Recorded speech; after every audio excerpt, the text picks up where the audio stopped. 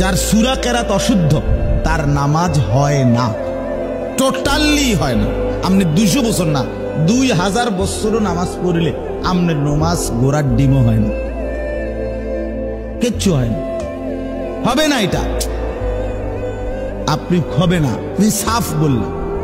আপনি জিজ্ঞাসা করেন আর হুজুর বলেন, এই আপনাদের এই চাচারা যে কয়জন আছেন, আপনাদের যাদের দোয়া কালাম অশুদ্ধ, আত্তাহিয়াতু শুদ্ধ হয় নাই, শব্দটা হলো আত্তাহিয়াতু।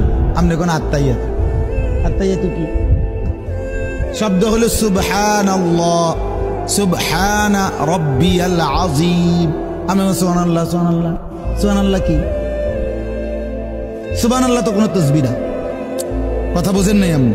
এটা হয় নাই, কিচ্ছু হয় নাই, আপনার জীবনও হবে না এই নামাজ। তো কি হলো আখেরাত? আপনি না মনে করছেন আপনি নামাজ পড়ছেন মসজিদ